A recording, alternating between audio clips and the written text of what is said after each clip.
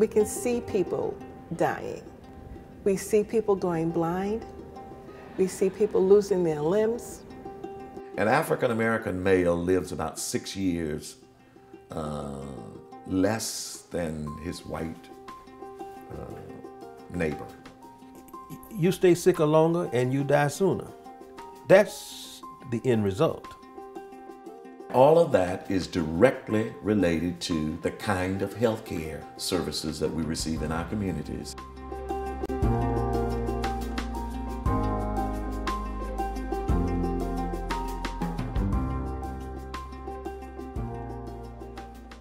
We have a really terrible problem in New York City. It has a great healthcare system if you're well insured. And if you're not, you could end up in a pretty bad way. The private academic medical centers operate two completely different systems of care.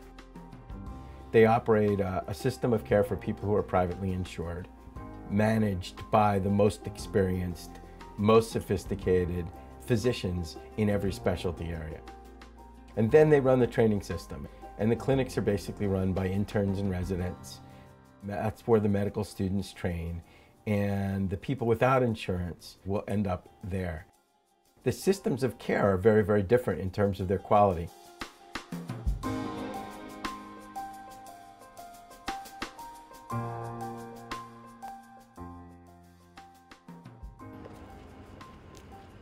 I was getting care at a teaching clinic. I almost saw a different doctor each time I went. And after waiting long periods of time, I made the decision to not go back anymore. It was a waste of my time. I wasn't getting any help. I feel like, how dare you?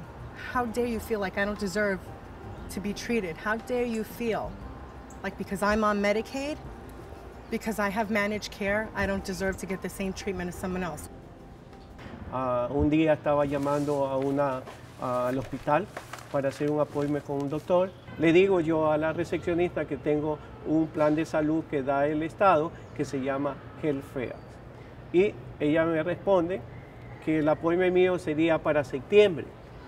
Cuando yo estaba llamando era en abril y para septiembre yo dije, pero ¿qué es esto? Esto no puede ser, si hasta allá yo me muero porque tengo una infección.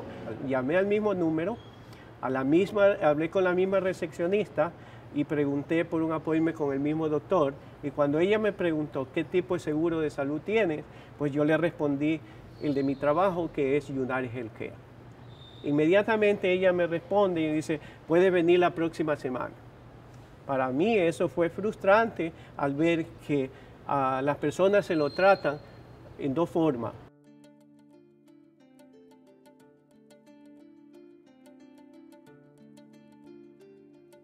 Let's just take the issue of having to see a different doctor every time that you come in.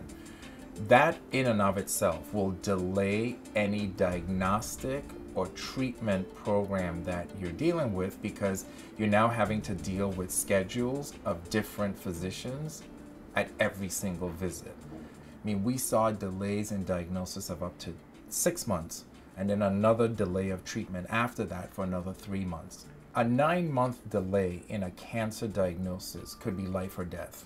When I went to you, it was probably stage 2 cancer. Instead, I had to wait all those months, almost a year, and it's stage 4, and it was everywhere. And I think that's what the problem is in the clinics in New York City, is that you get largely ignored until you can't ignore it anymore, until it's impossible to ignore.